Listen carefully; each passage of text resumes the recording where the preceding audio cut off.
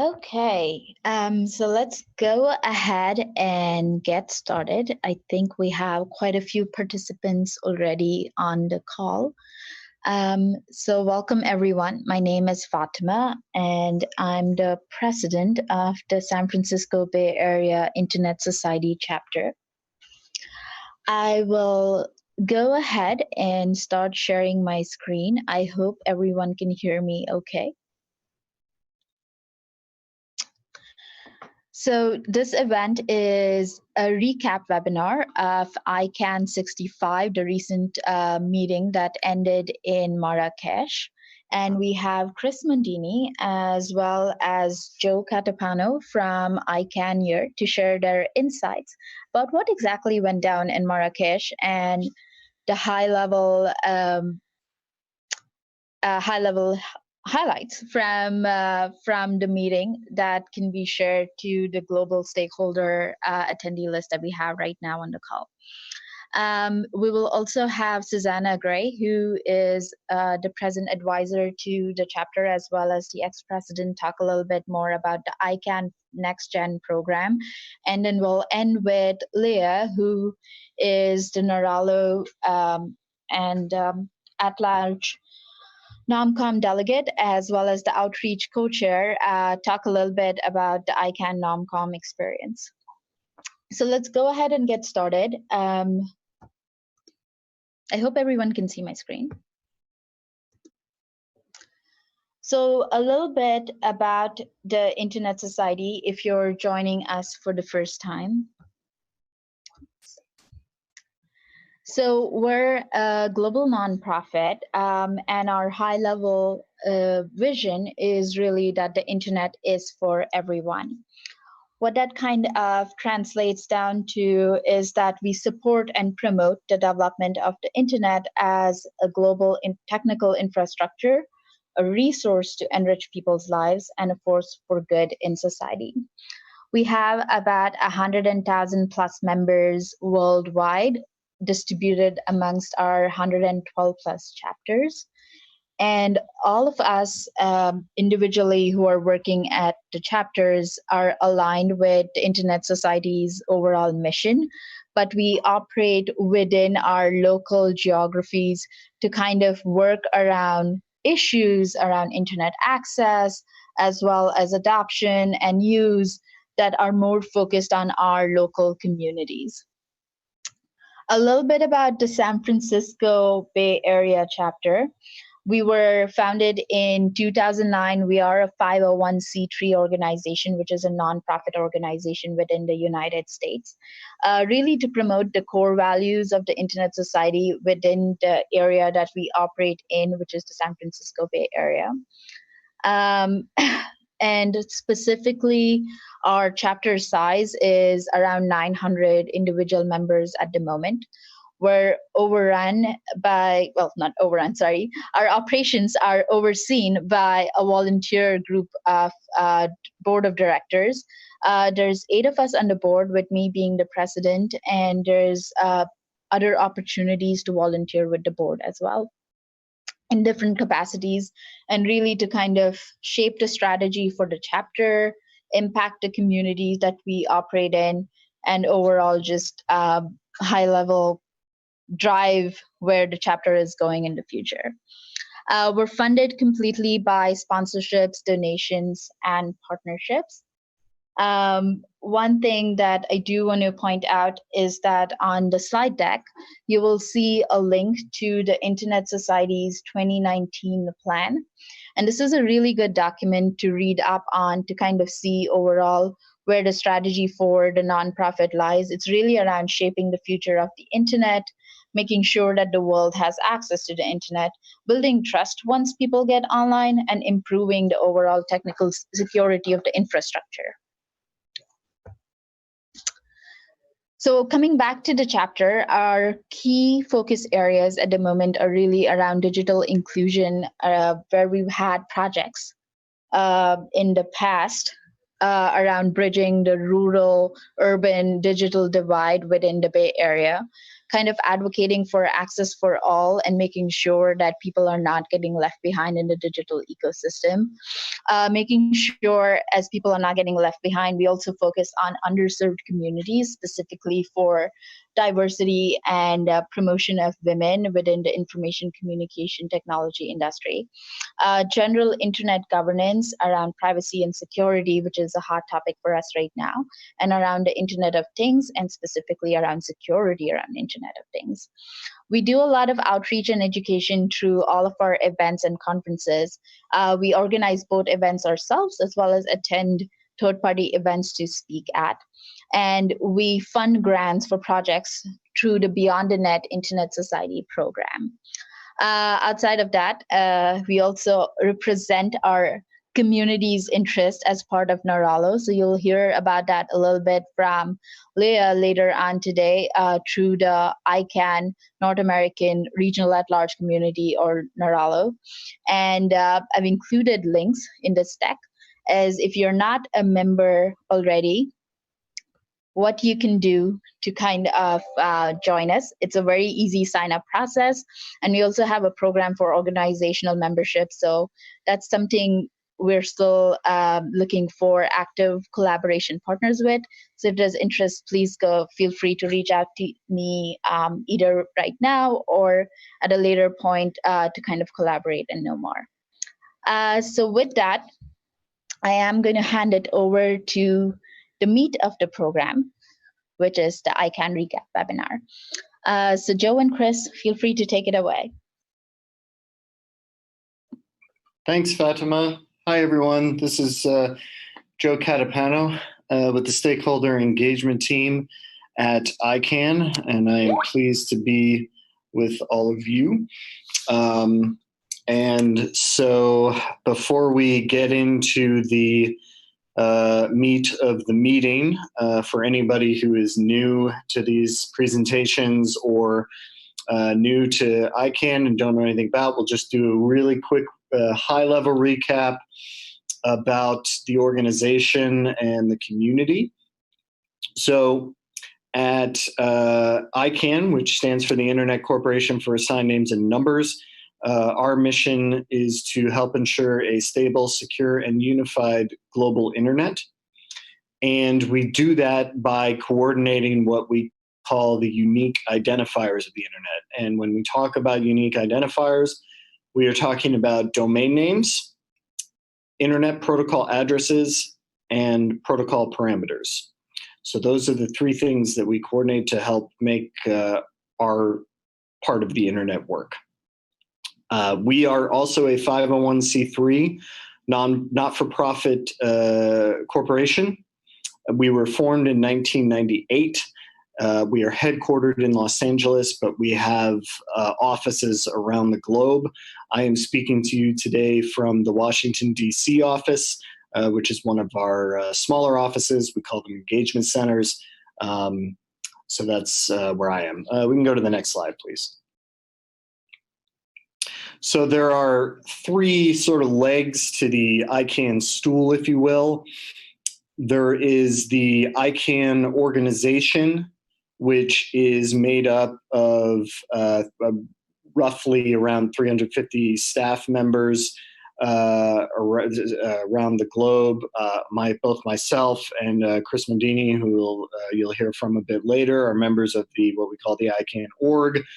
And we function as a bit of a kind of a secretariat. We execute the directives that come from the community and the board of directors.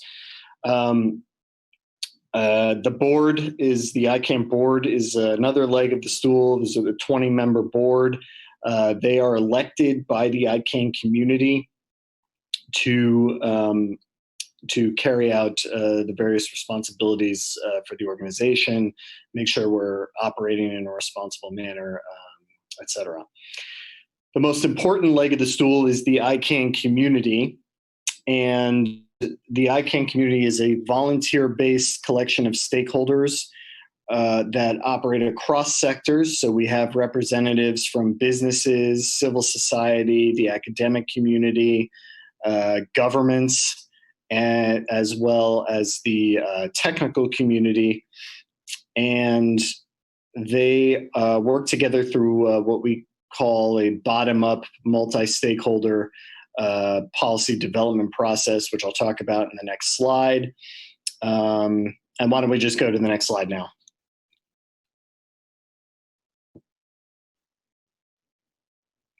Thanks. So the community is broken up into what we call supporting organizations and advisory committees. So there is the address supporting organization, which deals with the numbers portion of things.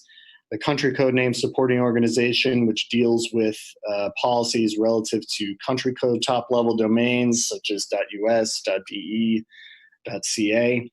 And then there's the generic name supporting organization, which deals with policies relative to generic top-level domains such as .com, .net, and then, as we will see later in the presentation, more than 1,200 new ones. There are 4 advisory committees at ICANN that advise the ICANN board on policies. There's the at-large advisory committee, of which as Fatima mentioned, the San Francisco Bay chapter of ISOC is an at-large structure within the what we call the ALAC. There is the Governmental Advisory Committee. We have somewhere in the neighborhood of 175 governments participating within the ICANN community. There's the Root Server System Advisory Committee, which advises on how policies will affect the root zone of the internet. And then there's the Security and Stability Advisory Committee, which advises on security matters related to policies developed. So this slide is a really high-level look at how policy is developed at ICANN. It's a lot more complex than this slide would lead you to believe. There's a lot of discussion. Most of it happens on online email lists and conference calls and video calls. We do have 3 ICANN public meetings a year where members of the community meet face-to-face to work on policy. But essentially, the community will group itself into working groups that work on a specific issue that is identified, and they will have discussion. It can last anywhere from a few months to years, depending on the issue that is being dealt with.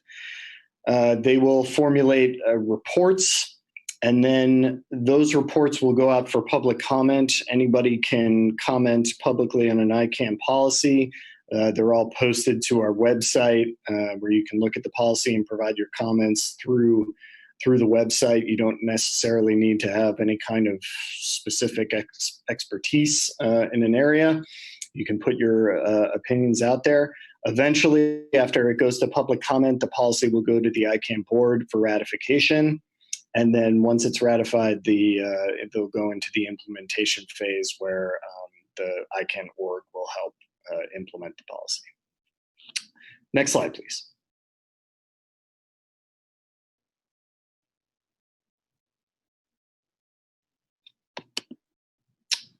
So as I mentioned, we have 3 public meetings a year at ICANN. So ICANN 65 in Marrakesh was the policy forum, which is the shortest of our meetings. It's a 4-day meeting, and it is very focused, hyper-focused on policy development.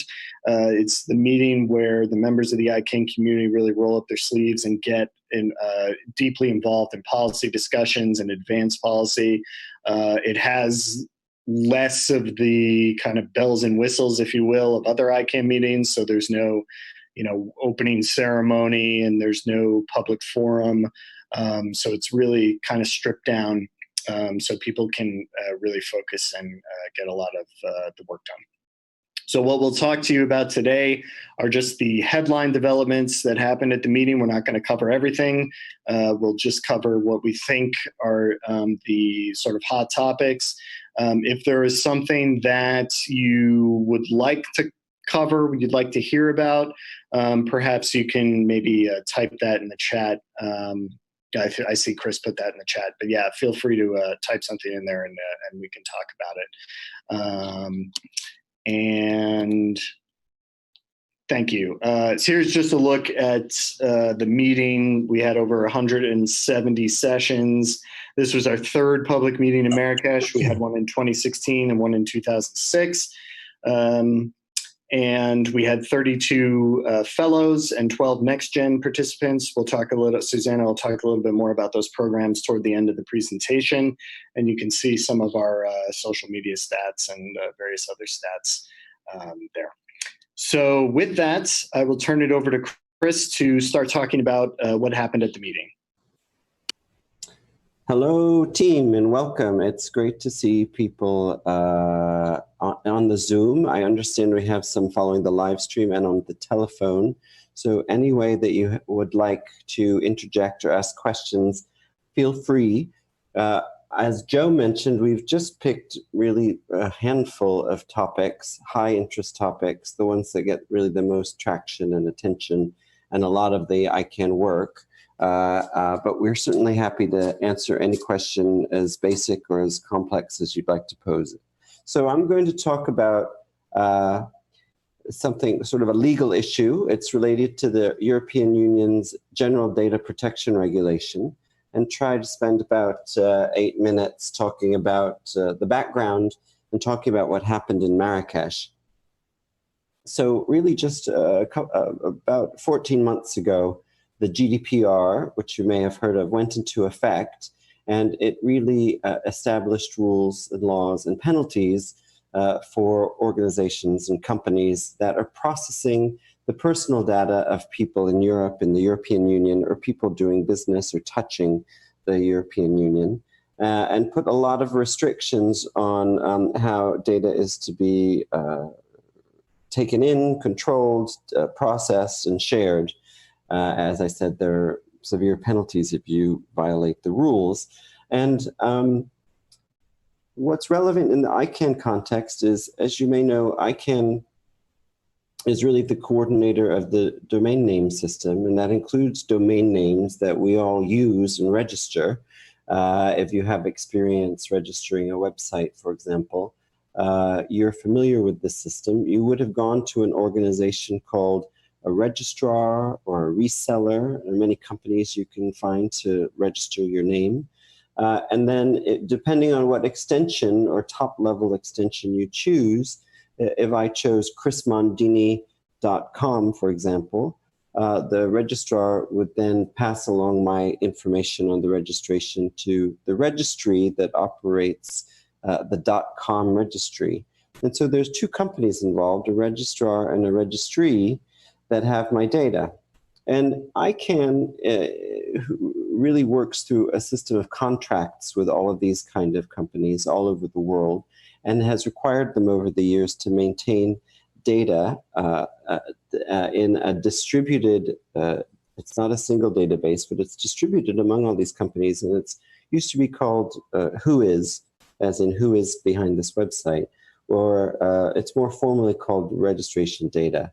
And the GDPR and the system that ICANN called for in its contracts is in clear conflict. So what happened is, on the next slide, you'll see that the board of directors had to quickly launch an expedited policy development process, because they had to quickly put in a temporary specification on the contracts to say, particularly to European registrars, but really those all over the world doing any, because it's global, it's a global marketplace, look, you need to comply with the law. We don't want you to be in trouble. So please continue to collect the data, and let's only make available what complies with the European law.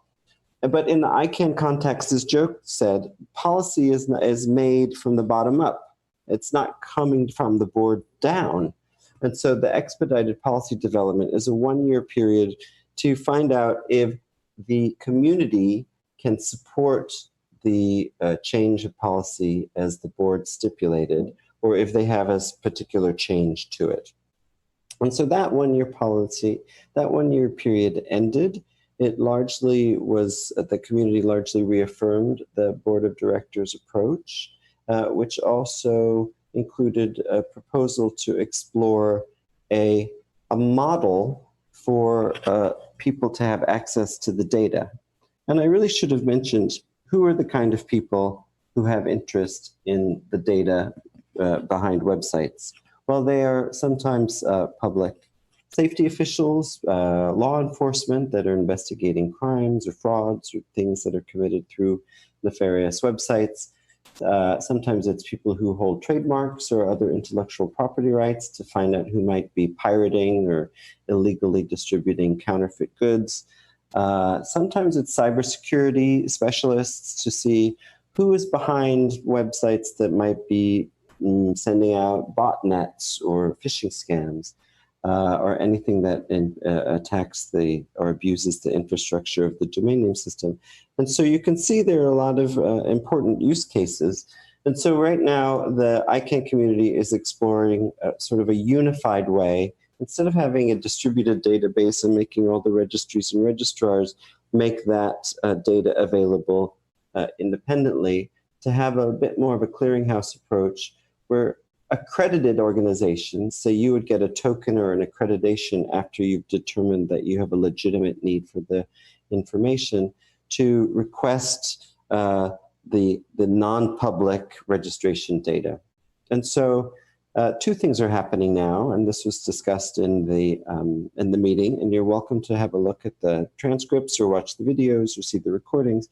But really, the community has embarked on a series of use cases, and you can participate in this too. If you can think of any reason or use case for why in the real world you would want to make requests for data behind web registrations, we're compiling as many as we can think of. And the working group, which has been working very hard, probably more hours than any other working group in ICANN history, is compiling those to work with the technical study group to see how a more unified access model with licensed access might work. The other thing at the same time is that ICANN, the organization, is trying to have conversations with the European privacy authorities, because in fact they're the ones that are going to let us know if we are compliant or falling afoul of the European law. So if you're interested in privacy regulation, if you're interested in the conflict between global, regional laws and the global internet, this is the topic for you. It will be going on for some time. It's very active now and ripe for further study. So that's GDPR, and I'll let Joe talk about what's happening in generic top-level domain names. Thanks, Chris. So now we'll talk a little bit more about policies related to GTLDs, or generic top-level domains. In 2012, there was a round of delegations of new generic top-level domains. We have more than 12,000 delegations, and you can see the breakdown of those by region on this slide. And you'll notice that the majority are in the North America region and in Europe, with a strong contingent from the Asia Pacific region as well. Next slide, please. So the community is now taking a look at the new generic top-level domain program, the first round, in anticipation of a second round of new GTLDs, which will be coming down the pike in the future. But before that happens, the community wants to look at the policies and procedures that were in place for the first round and see what needs to be in place for a subsequent round. Hence, you get the title of the working group, which is Subsequent Procedures. PDP stands for Policy Development Process Working Group. So it's a bit of a mouthful, but that's the descriptor. So the working group at the Marrakesh meeting took a look at the public comments that were submitted by other members of the community and the general public. They submitted a draft initial report prior to the meeting that discussed areas of broad agreement from feedback. And there were 5 work tracks for this subsequent procedures working group. Some of the most intriguing, if you will, work track is work track 5. Work track 5 looks at geographic names, such as like .amazon is one. That's probably the most recognizable one, given that it's been in the news. The work track 5 members discussed outstanding issues requiring further consideration following the review of public comments. You'll see on the slide there are 4 recordings and transcripts there because there were 4 meetings of the subsequent procedures working group. In the 3rd session, the working group met with representatives of the ICANN organization's Global Domains Division and what we call the GDDs, what we call the department. They presented a series of draft assumptions for use in the preliminary planning work of the working group. And the working group and participants in the session had an opportunity to ask questions and provide feedback during that time. And it was really mainly a discussion about the public comments on their initial report. And so you can get more details on that through the links that are provided there. And, of course, we can take questions, of course, if you have them, you can type them in the chat. So I think the next slide, I think, Chris, you're up on RPMs. Thank you very much, Joe. So Joe was describing this question about should there be more top-level domain names, the so-called generic ones. We went from having really a few that everybody knew well, .com and .edu and .org, plus the country code, the 2-letter names. But in the expansion of the GTLDs, as they were called, there are now more than 1,200 that we can choose from, like .xyz or .guru or .samsung or .nyc, .bmw, .paris. It goes on and on. And in addition, as Joe said, to all of figuring out if the rules for how that expansion happened were done well, the community is looking at something called RPMs, and that stands for Rights Protection Mechanisms. So imagine that you are the holder of a trademark, or imagine you're Coca-Cola or another well-known company, and you see that suddenly there's an opportunity with all of these new generic names for people to essentially squat on your name or try to impersonate you and have Coca-Cola.guru or Coca-Cola.xyz.paris.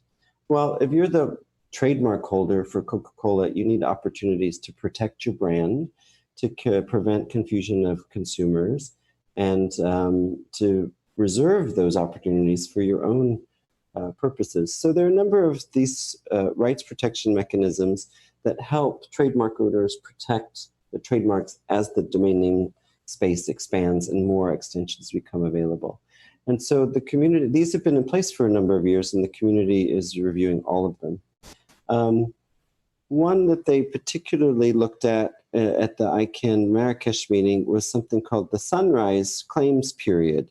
And the sunrise claims period means that when a new generic top-level domain is about to be launched, .paris, for example, there's either a 30 or 60-day advance notice for anyone who owns a trademark to reserve their version, so they can have their Coca-Cola.paris if they get that sunrise claim.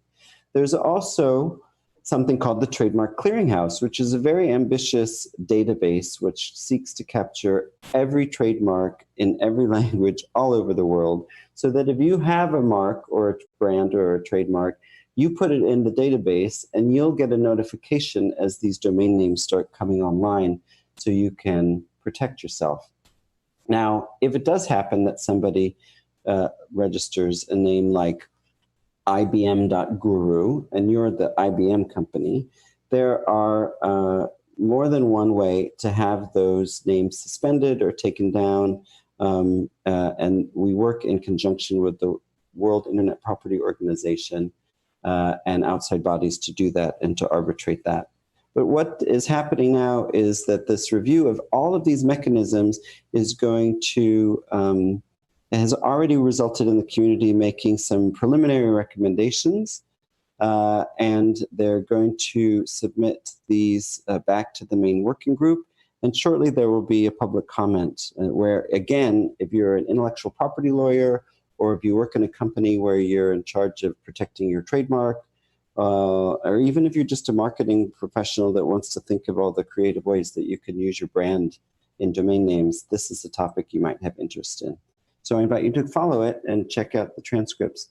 We did have one question that was typed into the chat, which is sort of a broader question about internet governance.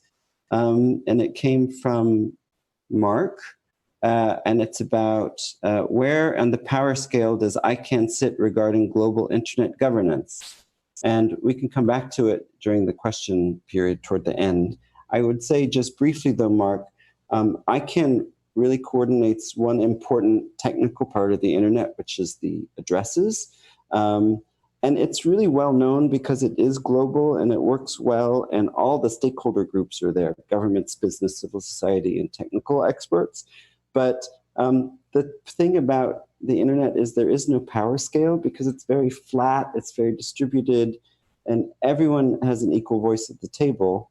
And sometimes for governments or big companies, that's hard to understand because they're used to much more command and control. Somebody's in charge and setting the agenda. So to answer your question, I would say ICANN is equal among many different internet coordinating organizations, as diverse as people that coordinate numeric addresses, or places like the OECD or the International Internet Governance Forum. These are all kind of very flat networked gathering places. So there's not a lot of power or hierarchy in this space. But we're happy to address that again toward the end of the call. Thanks for the question. And I'll pass it back to the next topic, Joe. Thank you. So the last section that we'll discuss around GTLDs, if we can go to the next slide, are about auctions and the auction proceeds.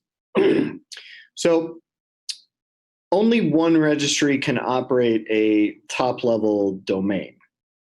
In some instances, there are two or more entities that would like to operate the domain in question. Most of these contentions are resolved among the applicants prior to an auction. In 16 of the cases, they were unable to do that, and the process called for what we call a last resort auction. And the funds from that auction go into an escrow account that the ICANN org holds until the board member, the board considers the recommendations from this working group that we're talking about that met at the Marrakesh meeting. The working group is going to look at guidelines for how the funds should be distributed. I should say that the auctions are finished, so there's no more auctions on the horizon. Net proceeds from these auctions have totaled more than $200 million to date. The criteria is that the funds must be used in a manner that supports directly ICANN's mission and core values, and also allows ICANN to maintain its not-for-profit status. So if we can go to the next slide, please. So this is what we call a cross-community working group. So it involves people from all of those different supporting organizations and advisory committees kind of blending together and working on this issue. And they reviewed potential mechanisms for fund allocation. So an example of a mechanism would be like a foundation, like something, like the ICANN Foundation that would be formed to disperse some of these funds for various initiatives.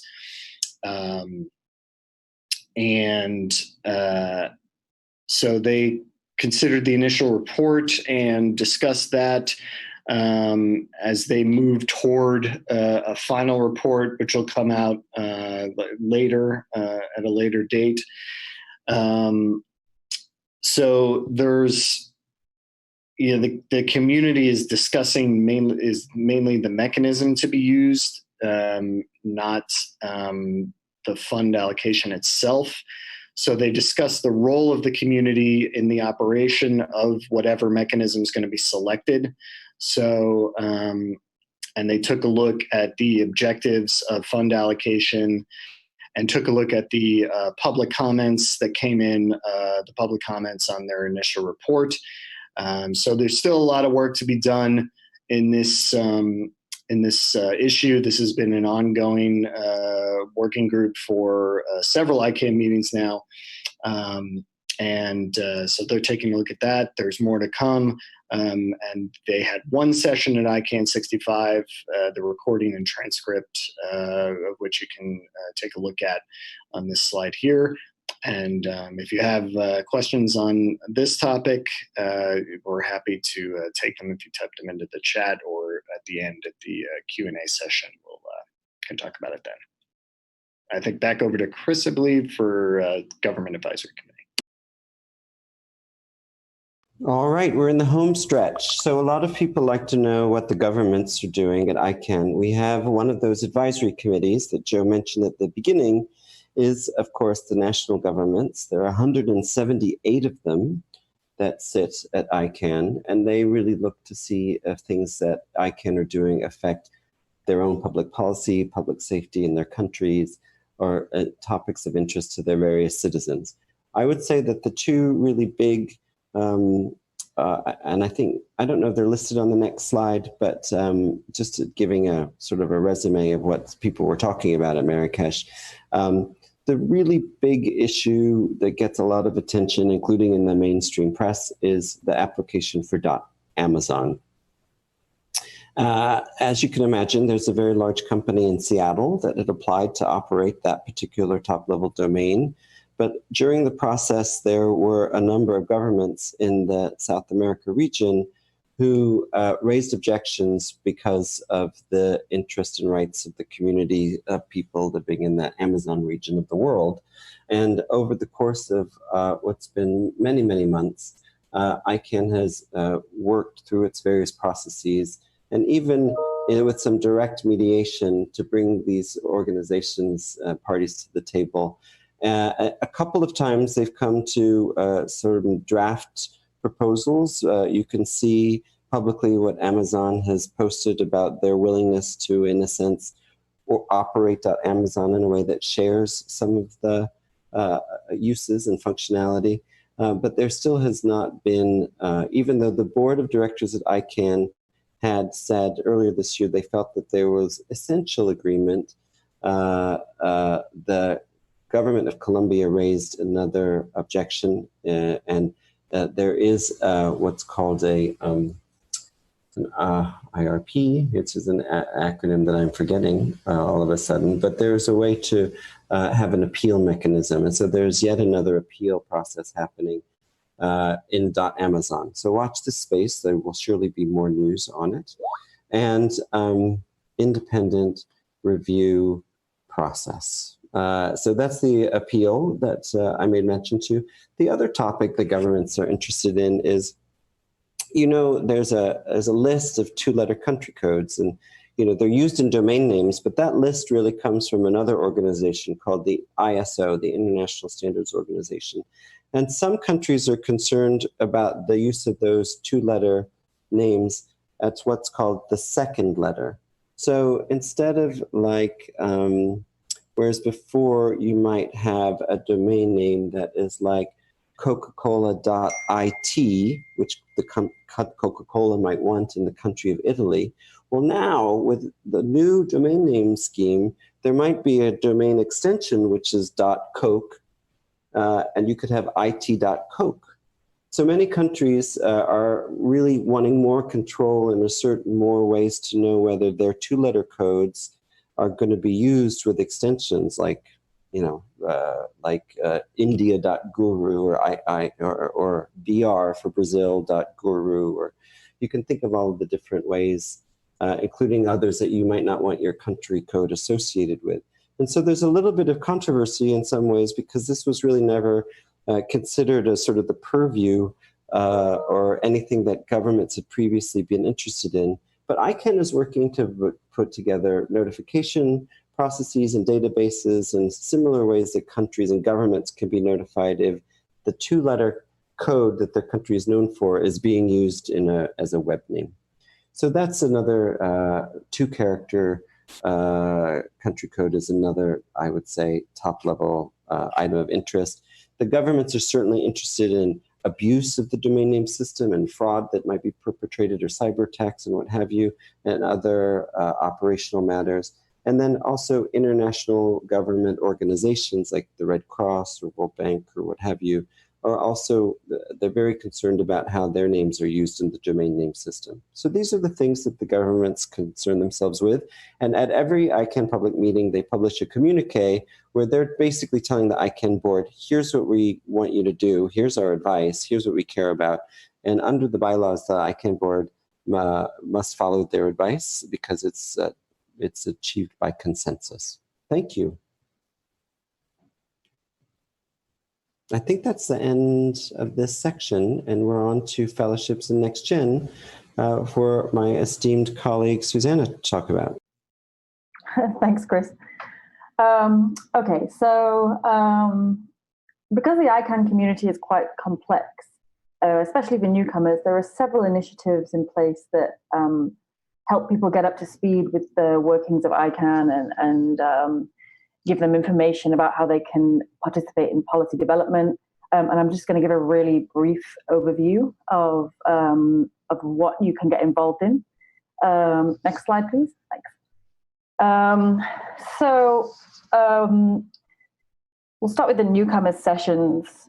Anyone new to ICANN meetings is invited to join day-long orientation sessions that generally take place on the Sunday before each meeting officially starts.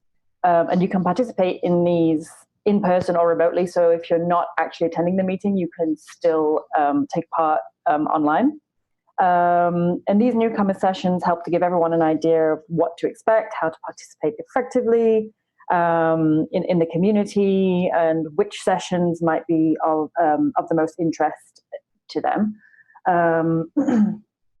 You can also prepare before the meeting using self-paced online courses. And I'm just going to post a link here into the chat. You can read more about the newcomer courses at that link.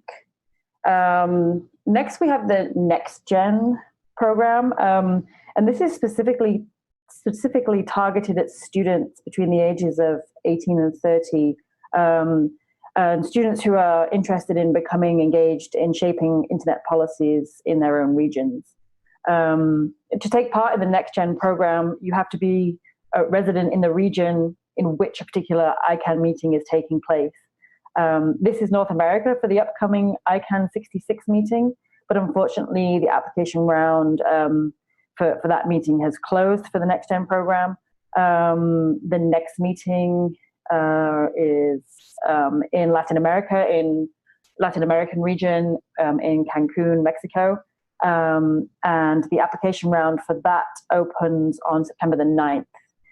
If anybody's interested in that, they should apply, or if they know any young people who would be interested in that. And I'm going to post another link so that you can get some more details about that in the chat. And then we have the fellowship program, and that's probably the most relevant to those of us here. So the fellowship program gives a more in-depth overview than the Next Gen program, and it's open to anyone over the age of 21 and offers an excellent opportunity to get immersed in the ICANN community with the help of training, with mentoring. Everybody is given a mentor who can help them find the right part of the community to get involved in. And also you get to participate in the meeting directly. There's also no upper age limit or geographical restriction, and you can participate in the program up to 3 times. And that doesn't have to be one after the other. You can, participate 1 year and then participate in 2 years later.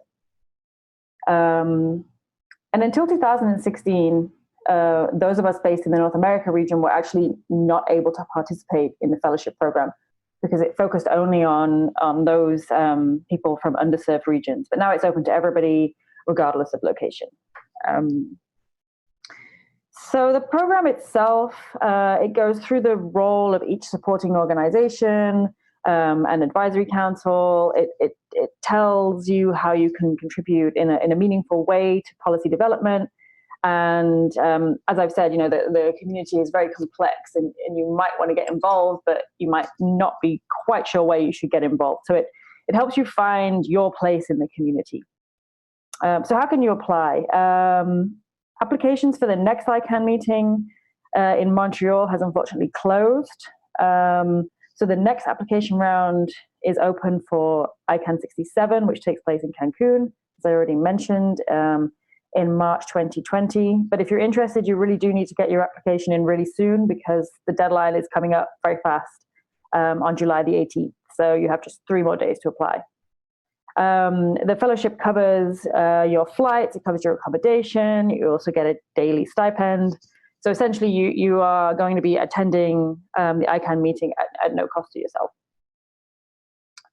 I was a fellow at the ICANN 60 meeting in Abu Dhabi, and I really can't recommend the program enough to anybody who wants to get involved but doesn't quite know where to start. If you're feeling a little bit overwhelmed about ICANN, then it's really the right thing for you to do. The fellowship mantra is that when you are a fellow, there are no stupid questions. And being part of the program gives you a sort of no holds barred access to the ICANN CEO, Yoram Marbi, who is hugely supportive of the fellowship initiative, as well as access to the many ICANN community leaders. You can ask them anything. You don't need to be afraid of, asking stupid questions or standing up in front of an audience who might misunderstand what you're trying to ask. So it's a really good opportunity to really kind of learn how to participate. So yeah, to wrap up, the fellowship it's a really great opportunity to hit the ground running, meet with other like-minded community members, and get the most out of your participation in ICANN. So I'm adding another link here to the chat. That will give you some more information about the fellowship program. Also, just feel free to reach out to me if you need any more information about how you can apply or whether it's right for you. And that concludes that part. Back over to Chris and Joe. Hi. So the next meeting will be ICANN 66, and it will be in Montreal from November 2nd to the 7th. You do not need to be at the meeting in person to participate. We have very good remote participation options. We use Zoom, as we're using today. So you can go and click into a session and watch the video of what's transpiring. You can see the the discussion through the chat, and you can type your question in there or your comment, and join the discussion. So we look forward to that. It's in a relatively friendly time zone for you guys on the West Coast, only 3 hours ahead of you. So that's good, and we hope to see you there online if we cannot see you in person. We also have a link to our mailing list and newsletter so you can stay up to date. And now I believe I am turning it over to Leah to talk a little bit about the NomCom. Absolutely. Thank you very much, Joe, Chris, Susanna, and Fatma. I'd like to begin by just echoing Fatma's call and request for involvement. The chapter based in Silicon Valley provides a really amazing neutral advocacy platform to bring together stakeholders from across the board to discuss and share information to do with that has anything to do with the internet. So given that we are located in the technical hub of the world, this chapter plays an even more important role. I joined the chapter in 2012, worked very closely with the founding members, then joined the board, became president and chair from 2013 to 2016, and then became board advisor, and now continue to be the Naralo primary representative for the chapter. That's the path that I took, but there are many other paths to get involved. So I'd just like to encourage anybody who's on the call to definitely be involved if you're in the region, or talk to other people who are in the region to get involved, because it's a really important platform, and you really get out of it what you put into it. Now to the NomCom.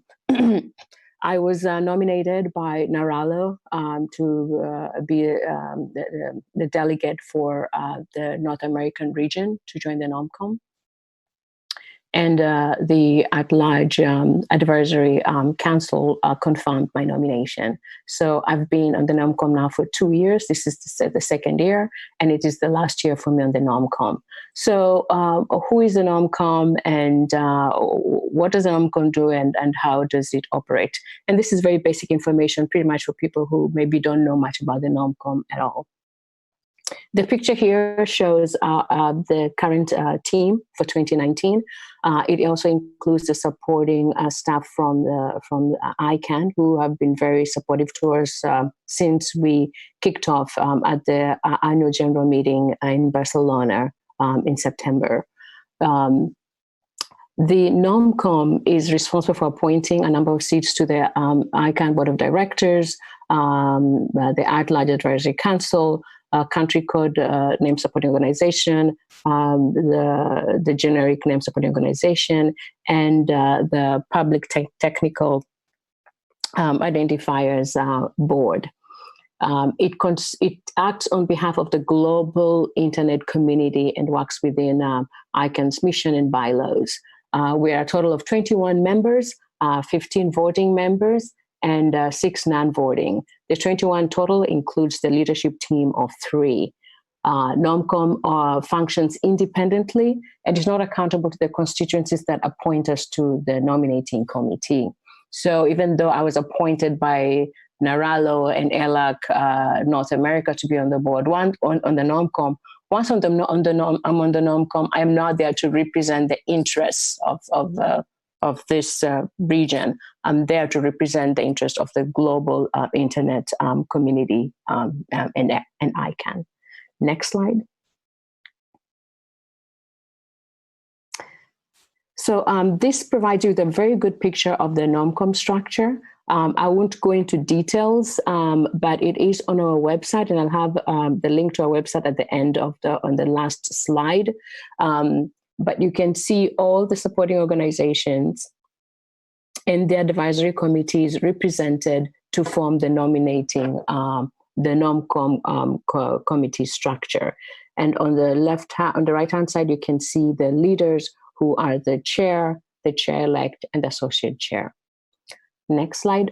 Just one thing I want to say on this slide. If you can go back, please. We have not had a representative from the Government Advisory Committee for several years now. So last year, as a NOMCOM member, and this year, we did not have a representation from the GAC. Next slide. The 2019 NOMCOM was tasked by filling in 10 open leadership positions on the board. Briefly to describe this, the public technical identifiers had one open seat, which the NOMCOM was to find the most qualified candidate for. And for all of you who don't know who the PTI is, the PTI came into existence after the IANA transition, and IANA is the Internet Assigned Numbers Authority.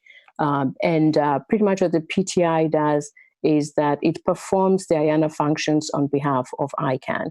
It is a nonprofit corporation and operates exclusively to carry out the IANA functions on behalf of ICANN. We had 3 seats on the board of directors, 2 for the GNSO, 3 for ALAC for each of the regions. As you can see, the APAC, which is the Asia Pacific Islanders region, Africa, and the LAC region, and 1 seat for the CCNSO. So that's a total of 10 seats. Next slide. ICANN, as it's been stated severally throughout our presentation today, is a global organization. So the representation on the board has to adhere to that balance of having a geographical representation across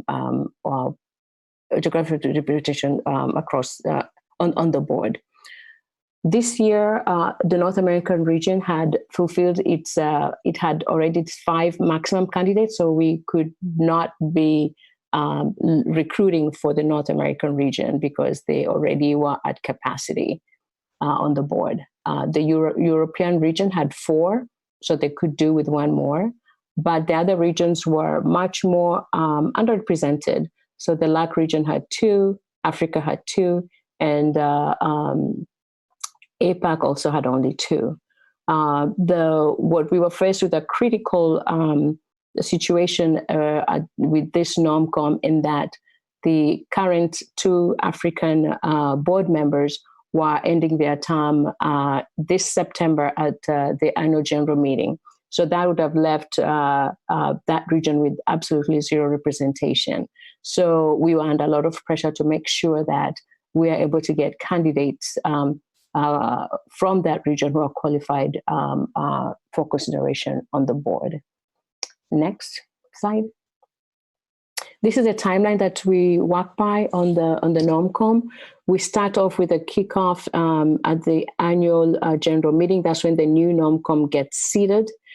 So we go through the preparatory phase of putting together procedures and knowing what our goals are, how we're going to do recruitment, outreach, prioritization of our working structure and operations, as well as creating the subcommittees to facilitate our work.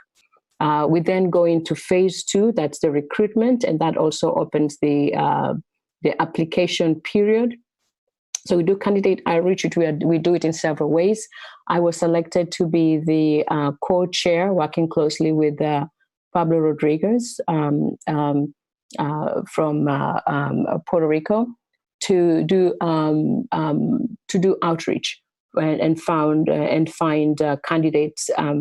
We focused on outside of ICANN because all the other delegates within the committee are looking for candidates within ICANN as well as outside. So we tried to take a different approach this time to focus some of our outreach outside of ICANN to find good candidates. And we're able to form pretty good partnerships to bring in outside candidates into the NOMCOM sphere for consideration on the ICANN board.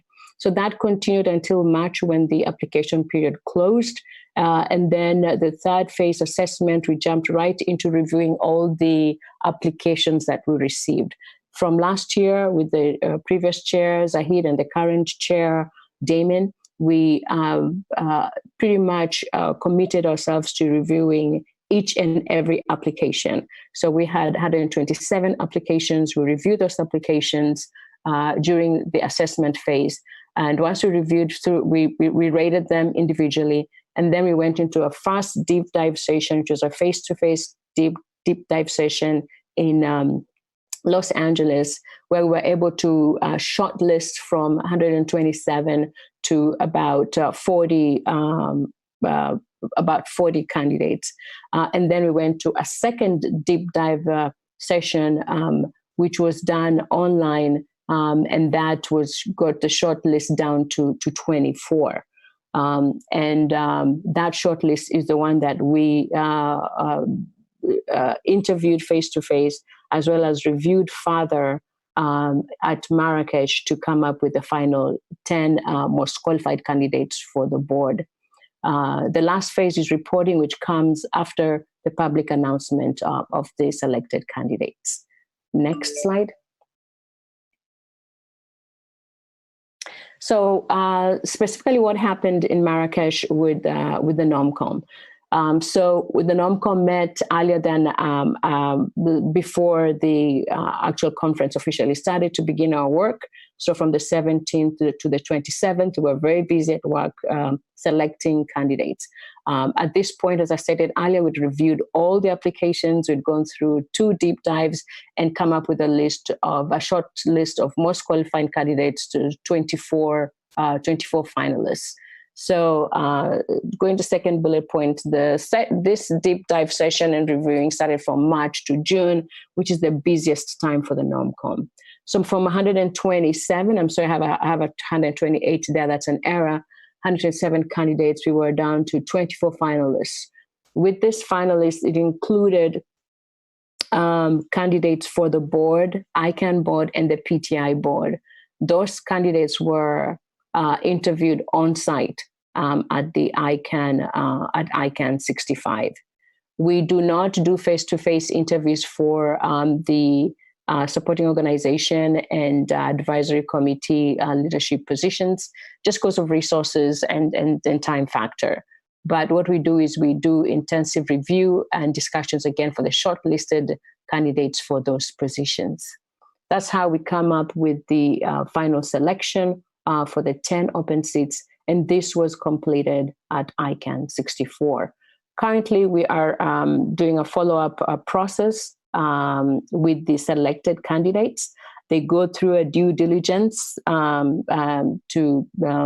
before the announcement becomes public. So that's where we are at the moment. The public announcement should happen at the end of August.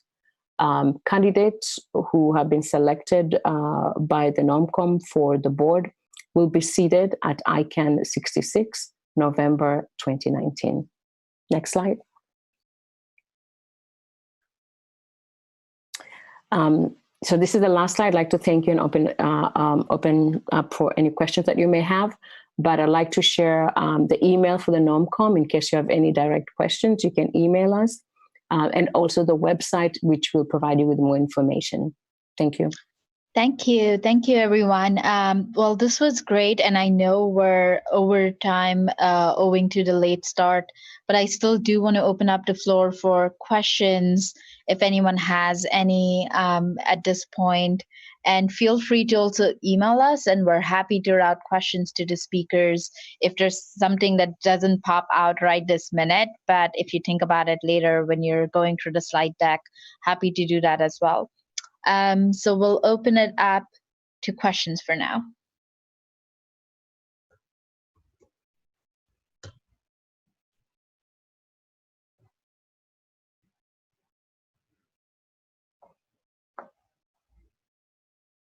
Okay.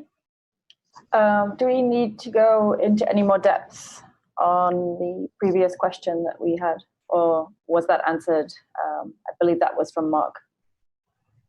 I believe Chris answered that, but if...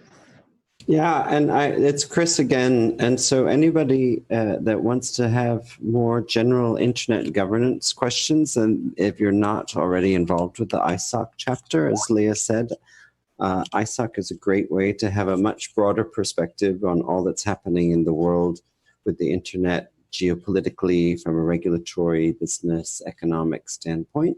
And then ICANN, as we said, is an interesting model on a rather specific part of the internet, the addresses. And but it helps if you become involved with ICANN to give you a sense of how bottom-up policymaking and multi-stakeholder negotiation works. So it's a great way to get some credentials and experience if you're interested in the topic of internet governance. So I will leave it there, and we're always reachable and happy to answer questions at any time. Thanks. Okay. And if there's nothing else, I think we all do need a little bit of time to absorb the material. So I will be sending out the slides via email to everyone who's registered over Eventbrite. And if, like I mentioned, if there's questions, I put the email address in the chat. Feel free to contact us, and we'll be happy to route the questions to the speakers. All right. Thank you, everyone. Thanks for joining in, and thanks to Joe, Chris, Susanna, and Leah for taking the time out to present. Lovely. Thank you. You're welcome. Thank you. Thank you, Fatima. Thank you. Thanks, everybody, for joining. Bye.